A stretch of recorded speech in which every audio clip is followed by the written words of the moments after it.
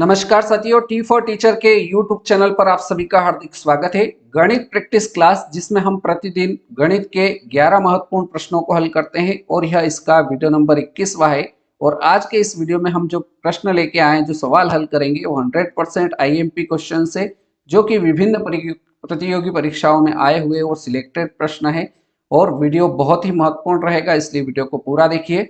Video पसंद आए तो लाइक करें, शेयर करें और अभी तक चैनल पर नए हो तो चैनल को सब्सक्राइब कर लीजिए ताकि नए आने वाले वीडियो आपको मिल सके।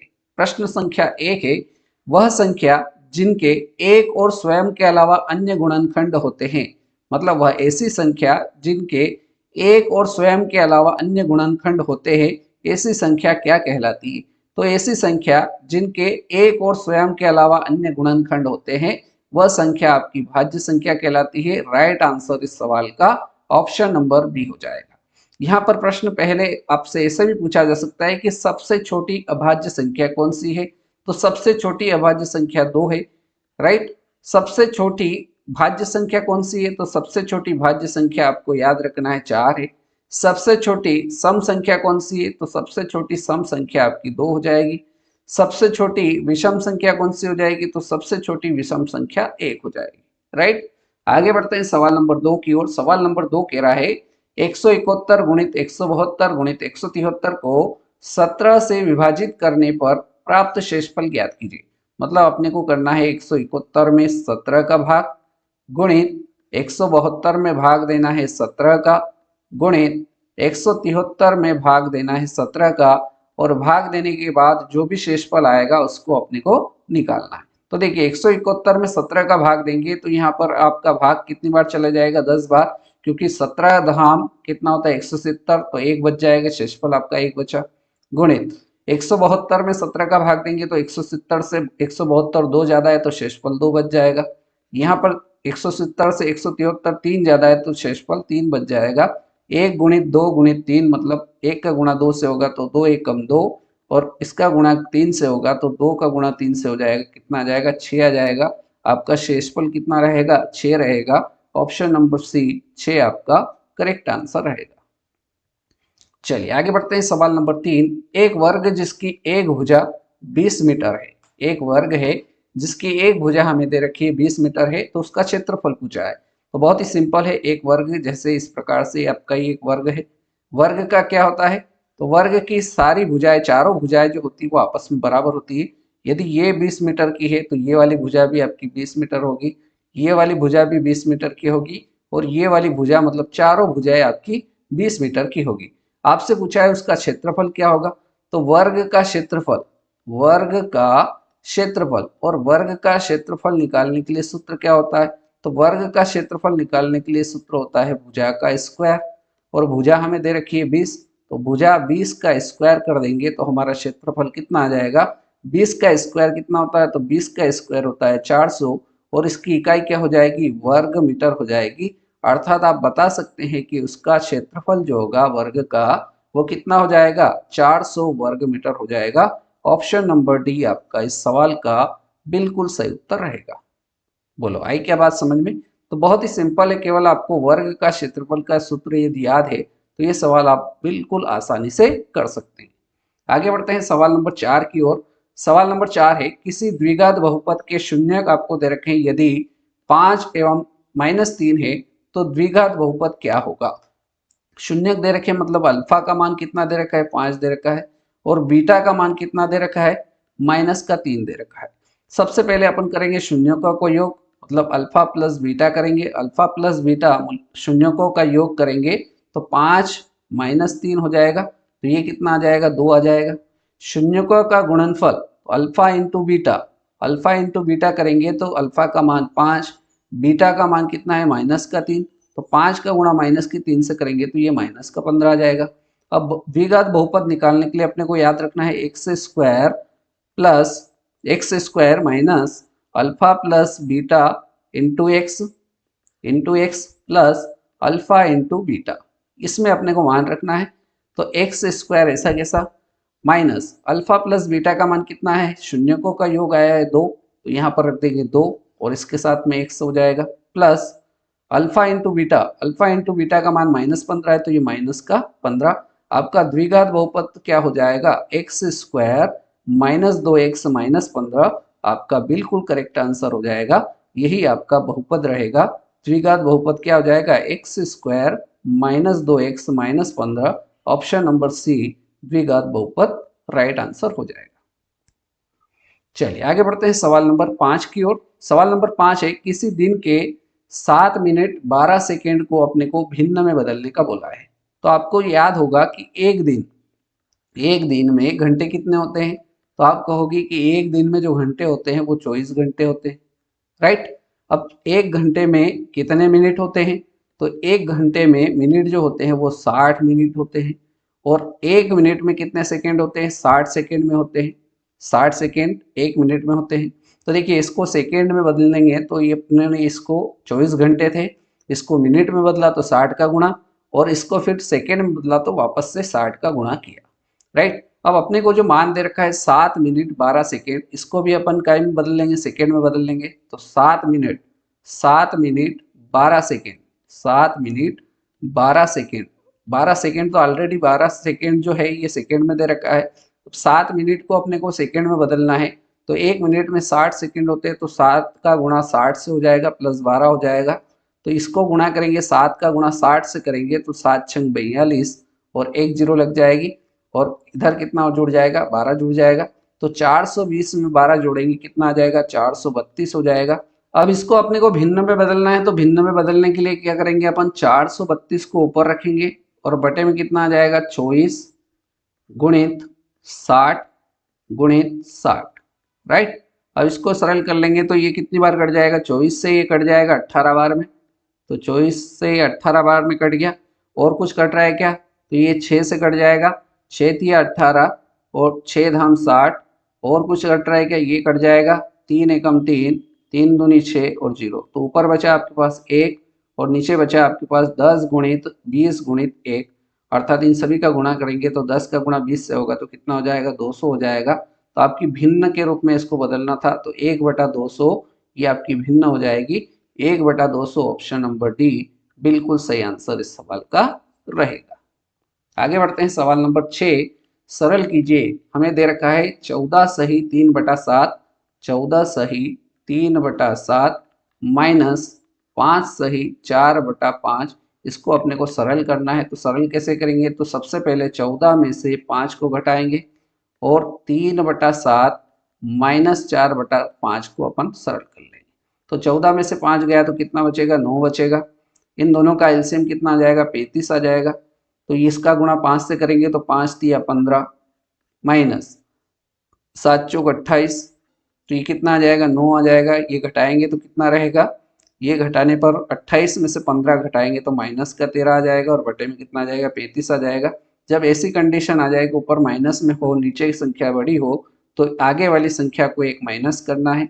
तो 9 में से 1 घटाएंगे तो 8 बचेगा और नीचे वाली संख्या में से ऊपर वाली संख्या को घटाएंगे तो 35 में से 13 घटेगा तो कितना आ जाएगा, 22 आ जाएगा।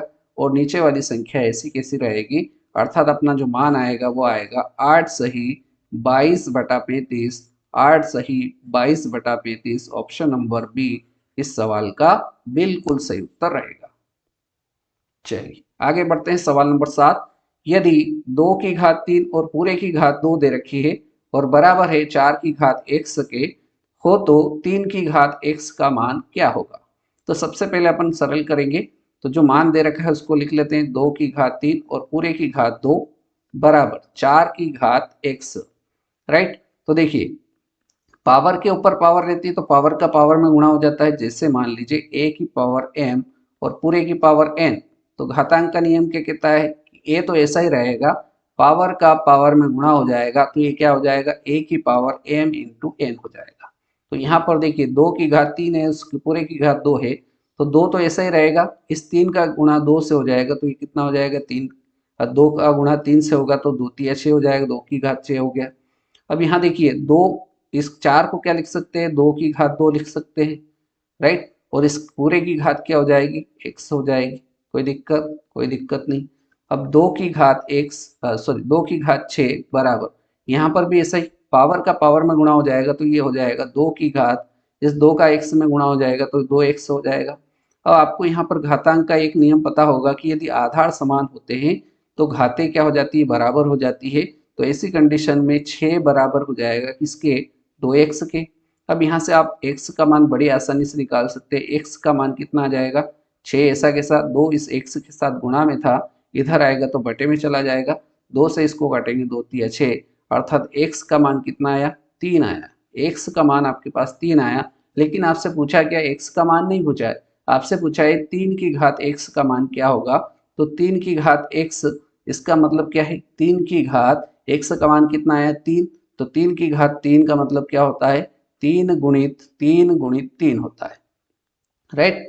तो 3 का गुणा 3 में 3 तिया 9, 9 का गुणा 3 में 9 तिया 27, तो 3 की घात x का मान कितना आ जाएगा, 27 हो जाएगा। 27 आपके इस सवाल का राइट आंसर जो होगा वो ऑप्शन नंबर डी एकदम राइट आंसर रहेगा। चलिए आगे बढ़ते हैं 8वें सवाल की ओर। एक आयताकार मैदान का क्षेत्रफल दे रखा है 1600 वर्ग मीटर है। यदि मैदान की लंबाई है 80 मीटर तो मैदान का परिमाप आपसे पूछा है। तो यहाँ पर मैदान कैसा है, आयताकार है। तो चलिए इसको हल करते हैं। तो मैदान का क्षेत्रफल, मैदान का क्षेत्रफल और मैदान आयताकार है तो आयत का क्षेत्रफल अपन सूत्र लगाते हैं, आयत का क्षेत्रफल। और आयत के क्षेत्रफल का सूत्र क्या होता है, तो आप कहोगे कि सर आयत के क्षेत्रफल का सूत्र होता है लंबाई गुणित चौड़ाई, राइट। अब क्षेत्रफल हमारे पास 1600 दिया हुआ है, लंबाई भी दे रखी है 80 मीटर है, तो आप चौड़ाई बड़ी आसानी से निकाल सकते हो। तो यहाँ पर चौड़ाई निकालने के लिए आपको क्या करना है, 1600 ऐसा ही रहेगा और ये 80 गुणा में इधर आएगा तो बटे में चला जाएगा, तो एक जीरो से एक जीरो कट जाएगी, 8 से इसको काटेंगे 8 दूना 16 और एक जीरो लग जाएगी। तो बी का मान आ गया, मतलब आपकी चौड़ाई कितनी आ गई, 20 मीटर आ गई, चौड़ाई आ गई आपके पास 20 मीटर। अब आपसे सवाल में क्या पूछा है, उसका परिमाप पूछा है, तो आप बड़ी आसानी से निकाल सकते हैं आयत का परिमाप।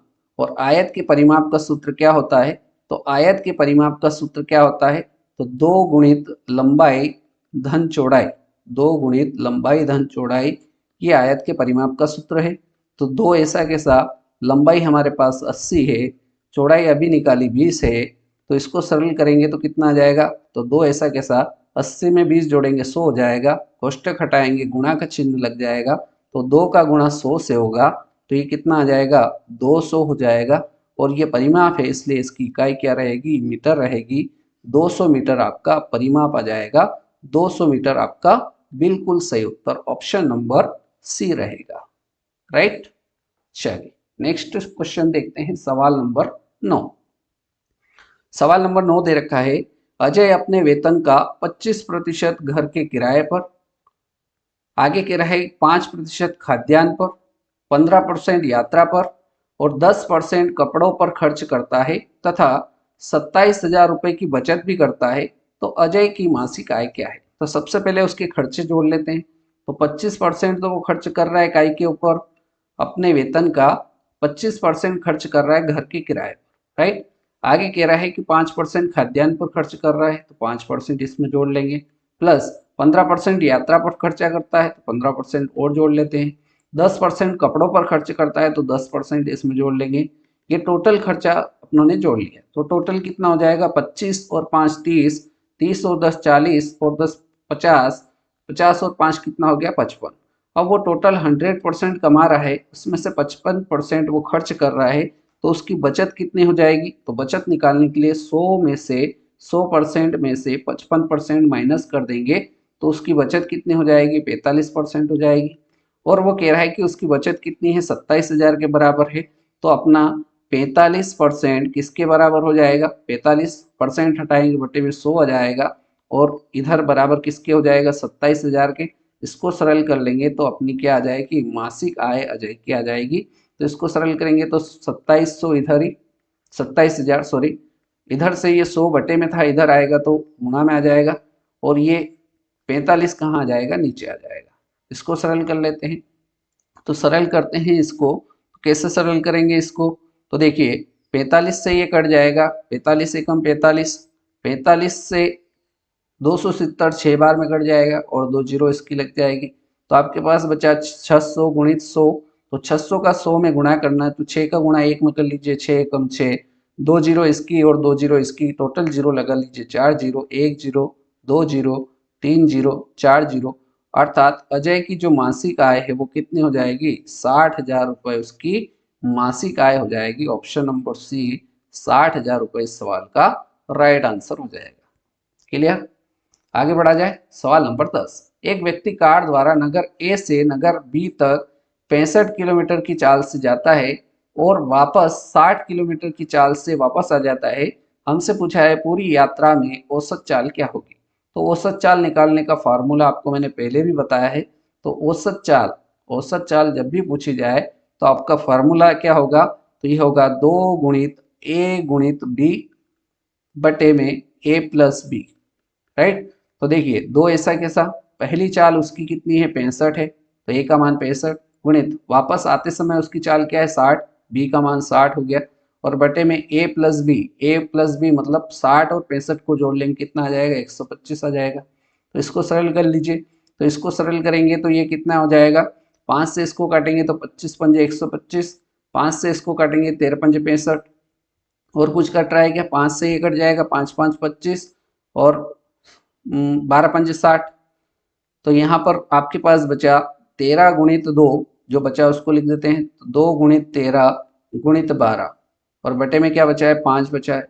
तो देखिए इन सभी का गुणा करेंगे तो 13 दूना 26, 26 गुणित 12 बटे में कितना आ जाएगा, 5 आ जाएगा। 12 छंग 72 का 2, हासिल कितना आया 7, 12 दूना 24, 24 और 7 कितना हो जाएगा, 31 हो जाएगा। तो ऊपर आ गया आपके पास कितना, 312, और बटे में कितना 5, इसका इसमें भाग देंगे तो 5 से 30 31 में भाग देंगे तो 6 पंजे 30, एक बचा, ये हो गया 12, 5 दूना 10, कितना बचा, 2 बचा, दशमलव लगाएंगे 0 हो जाएगा, तो ये कितना आ जाएगा, 5 चौक 20। तो आपकी चाल औसत चाल जो आ जाएगी वो कितनी आ जाएगी, 62.4 किलोमीटर प्रति घंटा। ऑप्शन नंबर डी 62.4 किलोमीटर प्रति घंटा आपका राइट आंसर ऑप्शन डी हो जाएगा। अब बारी है आज के वीडियो के अंतिम सवाल, सवाल नंबर 11। एक वर्ग की भुजा यदि 3 गुना कर दी जाए तो उसका क्षेत्रफल कितना गुना हो जाएगा।